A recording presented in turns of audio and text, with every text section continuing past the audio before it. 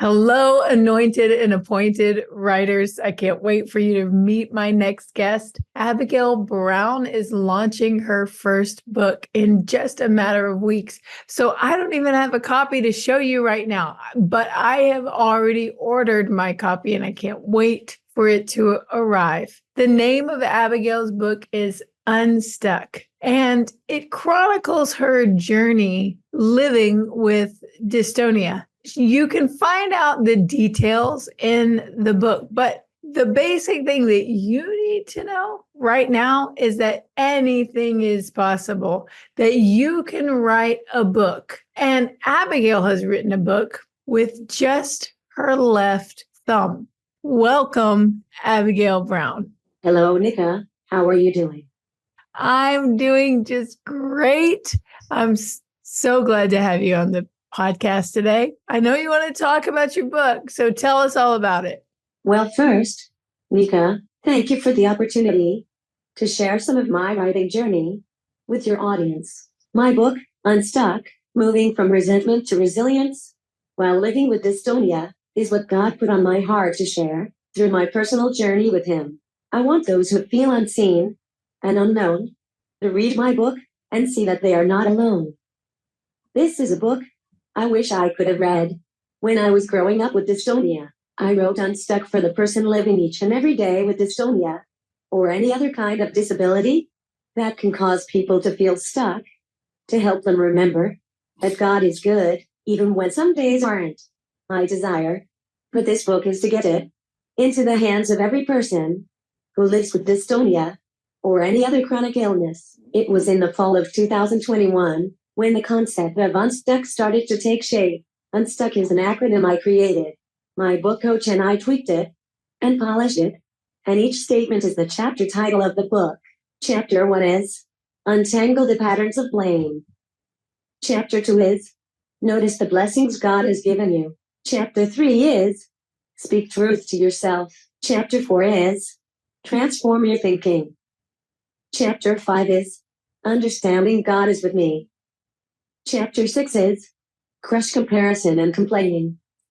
And lastly, Chapter 7 is Know Your Purpose. This is going to be so freeing for so many people who feel stuck for various reasons.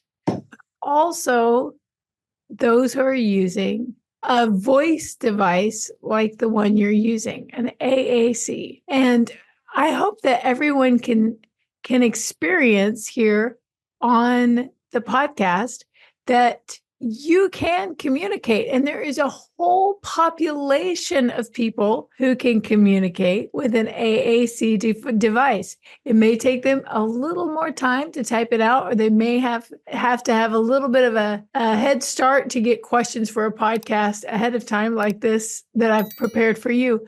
But absolutely, we want to hear your voice. So you're communicating through this device today, but you're also communicating through the book you've written. I'm curious how long you've wanted to write a book, because I think it would really help the viewers of my channel to know that even though it's been a while for them that they've wanted to write a book, it's never too late. So what age were you when you first felt the desire to become an author? The Lord put the desire on my heart to write a book many years ago. It was always one of my goals to have a book written by the end of each year. I so wanted to become an author and share my story to encourage and inspire others, but wasn't sure it would ever truly happen. As a 19-year-old, I started writing on my blog to explain my experiences living with dystonia. Plus, I wanted to share my testimony and encourage others in hopes of writing a book one day. I started taking writing courses and interacting with several Christian writing communities. In October 2021, I began my outline for my book, and this was my original title, Staggering Toward Contentment, The Search for Peace and Joy with Dystonia. But as you know, Nika, I was far from being content with actually living with dystonia. In February 2023, I decided to hire Nika to edit and publish my book. It was April of that same year, I began working on it, writing each chapter while meeting with Nika. And you're right. You were far from feeling content at the time, but that's so common. so many of us would love to be content. We're staggering toward contentment ourselves, but it's not so easy. Many times, the sentences in our brain get in the way. And that's one of the things that I love about your book is because you're transparent, you're honest about the sentences that go on in your brain. And you provide a space at the end of every chapter so that the reader can look through the sentences in their brain. They do like a thought download. What are you thinking today? How is it affecting you? So I'm just curious regarding your book during the writing process, what negative self-talk was getting in the way for you? What were the top 5 sentences that were on repeat in your head? I had several lies I told myself when I knew I needed to write a chapter and didn't feel like it. These were just a few. I remember thinking, I don't have any stories to write about this topic. No one will read my book anyway. I'm not a good writer. I don't have enough time. It's easier for everyone else.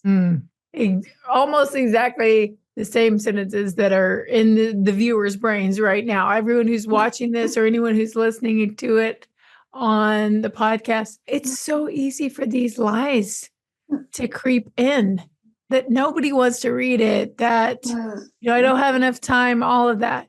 Well, Abigail, then if that was kind of like on repeat, those thoughts were circulating, I'm curious, what made you keep going anyway? Focusing on helping my audience and focusing on why I wanted to write the book in the first place helped me not give up. When the words weren't flowing or when my mind was so busy that I couldn't think of where to start, I would remind myself, tomorrow is a new day. On other days, I would set time aside to write, and I would decide, I'm just gonna start typing.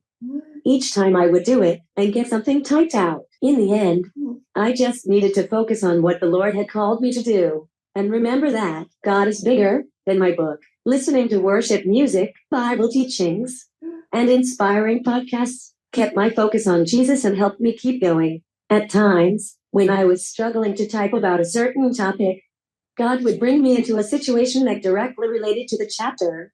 I couldn't find the stories or words to complete the week before. I suddenly realized I had a lot to write about. I remember praying and asking the Lord to help me remember these specific moments that would go perfectly in the section I was working on. And I jot down the highlights of that moment in the Notes app on my phone. I highly recommend that. That's a great practice. When God gives us an idea, we got to jot it down. We think, oh, I'll remember it, but then we don't. So having a notes app or something in your phone, exactly. We need to be asking the Lord, help me write this book. So for all of you who are listening and watching right now, ask him, but then expect him to answer. He's going to bring things to your memory. He's going to give you inspiration and ideas and insights. Be ready to write it down. I have a little notebook that I bought that I can keep in my purse. Use a notes app. Do whatever you need to do to capture it right away. So, all right. So, Abigail, you were taking notes. You felt like you had some content that you were willing to keep going with. So, when you actually started writing, instead of just dreaming about it, what was the hardest part for you? Getting the words out of my head and into the manuscript was one of the many hurdles I faced when writing this book. So much mind drama would happen when I sat down and actually wrote. Sometimes my mind was blank on what to write or where to start. Other times, I felt like I had a bunch of thoughts in my head and I couldn't type fast enough. Even when I got some sentences written down, I felt like it wasn't clear enough. I had to push through any pressure and thoughts that kept telling me I was going to run out of time. That's a very obvious hard part, and I applaud you. I mean, I give you all the applause in the world. And I hope right now, if you're watching this video, will you do me a favor, please, right now in this video, and write a comment of appreciation or applause for Abigail? Because, writing things down, getting her thoughts out of her head was extremely hard. So will you please make a comment that she can read later? Some note of encouragement, because we're so glad she did go to all the trouble, go to all the effort to get her thoughts and her insights that God had given her onto the paper for us. It removes all excuses to see a writer who's willing to do that. So thank you, Abigail, for going through the hard part. And I want to ask you then, what was the best part? Because everything has two sides. A piece of paper has two sides. A coin has two sides. So we know about the hard part. What was the best part? Was there a breakthrough moment when a light bulb clicked on in your brain or in your heart and writing became easier for you? I had a sense of accomplishment and relief whenever I completed a chapter. I especially struggled to finish chapter 6, so getting it done was a huge victory. After spending an emotional 2 months wrestling with chapter 6, I quickly wrote chapter 7 and finished it a week before its due date. I remember that. I remember you being stuck on chapter 6. So that's another thing that I want to tell anyone who's watching. For her book was 7 chapters. To be stuck on the penultimate chapter, the second to last, is so common.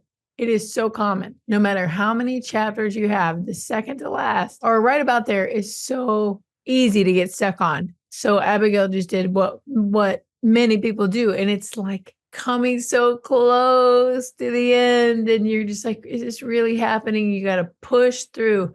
But it is the best feeling. So I'm so glad that was a breakthrough moment for you. Is a breakthrough moment for me as well. So what do you want to say to the new writer who's struggling to believe that it's possible to finish her book? I know you will persevere and finish your book. I have no doubt. Just keep focusing on writing your manuscript with your reader in mind. Remember to give yourself space to grow and transform your thinking as you write. Let yourself cry and release emotion when you need to. Know this, that whatever you go through in life, you, my friend, can trust. God will see you through. It may seem difficult right now, but the Lord sees you and is smiling down on you, giving you the strength and grace you need every single day. Abigail, I know this is just the beginning of your writing and publishing journey. You've experienced publishing on different levels before when you publish stationery, and you've created products before, but still, this is remarkable to finish a book. And this is just the beginning. So I want to know, how has your life changed since you finished your book? So much is happening right now all at once. Last week I finished signing a box of my books to sell at upcoming events. September is filling up with meetings, interviews, and book signing dates. People are reaching out to me daily, saying how the quotes from my book have encouraged and inspired them. I also have had opportunities to connect more with people living with different disabilities, and have been able to chat with those who communicate using AAC devices. Plus, I have been able to connect with others who live with dystonia through Zoom. The doors of opportunity are open, and the possibilities are endless. I'm just trusting God to lead me and taking it one day at a time. Well, that's all we can do. And so we just trust him. That verse in the Bible that says, trust in the Lord with your whole heart and lean not on your own understanding, and he will make your path straight. It's all we have to do is trust him, even when the way looks unsure. He knows the way, and he knew this full September was coming. Even way back in the days of chapter 6, when you were trying to struggle, he knew about this big full September that was coming. I love that.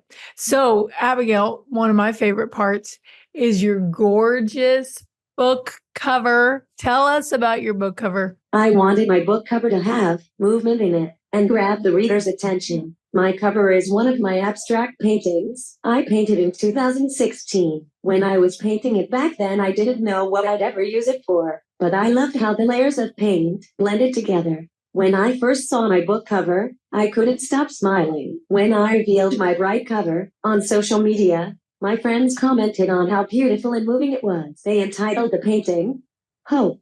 Oh, that's awesome. I didn't know that painting was from 2016. When I see your book cover, I can't stop smiling too. Except the only thing I don't like about that book cover is that it's not mine. I love that book cover so much. I wish it were on one of my books. And I do not say that often. I'm so particular about book covers. Your book cover is spectacular. Kudos on that amazing painting. It's beautiful. I love it. I love it. I love it. And people are going to love having that book. Just seeing that painting is hope. It's like having a little piece of art in your home when you have the painting. Okay. So after you wrote the book, you had to release it for people to see it. You were the only one that was going to see it. So how did you feel when you let other people on your launch team read your book for the first time? I felt a little nervous to have others read it, but mostly was just excited to share my story and hear their responses. So then how did you feel when your book debuted at #1 on Amazon in the category of people with disabilities? When my friends showed me that my book was a #1 on Amazon's new release category in bios of people with disabilities, my first thought was, do my eyes deceive me? It was exciting. It was definitely a cherry on top God moment. But making the list wasn't the goal. It's just an added bonus. I just feel relieved that it's on paper and in book form. The purpose of this book is to reach people who feel stuck, either emotionally, physically, or spiritually, and come alongside them to encourage them to move towards resilience in the Lord. I can do my best to get the word out, but at the end of the day, it's all God. Yeah, we can do our best. Oh, well, I was excited when I saw that it was launching well. Can't wait for your launch party soon. So many things have changed. We heard the lies you were believing. You listed them just a minute ago. What are the top 5 sentences that play in your head now that you've learned how important it is to manage your thoughts and take them captive for Christ? Some of the thoughts I have playing on demand in my head are, I am creative. I can figure things out. I am resilient. I get things done, even when it takes me longer. I am equipped for this. Those are good ones. That'll take you a long way. So, as a member of Anointed Writers, my coaching program, what aspects of the program helped you make the most progress on your goal to become an author? I learned over the years, I felt like other writers as they write. I struggled with some of the same feelings they do, like feelings of inadequacy and lack of qualification. I made many good friends through Anointed Writers. We encourage one another and support each other's goals in writing for God's glory and His purpose. One thing that's helped me make progress in the group was reaching out and sharing what was going on in my life and asking them how they were doing. Yeah, the community is amazing. It's a truthful, joyful, courageous community of people who are writing for the kingdom. That's just all there is to it. Writing excellent books for the kingdom. And people need community, but not everyone has it. So I'd love for you to say something to help or encourage someone who's writing a book. They may be listening right now. What would you tell them? I'm friends with twin sisters who live in another state than I do and faithfully take care of their sister who lives with a disability. They would send me encouraging notes in the mail just when I needed it, and send gifts to me when I completed a chapter that had been weighing on me. But what I really enjoyed the most was waking up to 4 or 5 voice notes of them praying for me or checking in on my progress. I'm so grateful for their friendship. My advice to someone who wants to encourage a writer is pray for them and celebrate their progress. Be available for them to share whatever ups and downs they go through in the process. Give honest, helpful feedback if your writer friend asks for your opinion, but don't offer advice unless the writer asks for it. Cheer for them when they reach their small goals, like reaching a desired word count or completing a chapter. And if someone is on the fence right now because they're thinking about joining my coaching program, what would you say to them? Nika will encourage you not only in the area of writing, but also in your personal life to go and surrender to the Lord and let go of the things that hinder you. It might be hard and emotional at times, but she will pray and fight for you to get your book completed. Yes, I will. I'll fight for you because I know what's on the other side. And I fought for you, Abigail. But look, here we are on the other side. And I hope you agree that it was worth it. Thank you so much for being on the show today. And I pronounce a blessing over you and a blessing over your book. and a blessing over everyone who's watching and who would like to write a book. This is your time. It's not easy, but it is so worth it. Put a commitment in the chat if you're willing to do what it takes. Just in the chat, right? That you're willing to do what it takes. God will supply everything you need, just like Abigail said. He will supply everything you need to do the thing that he's asked you to do. You have been anointed and appointed, prepared and positioned for such a time as this.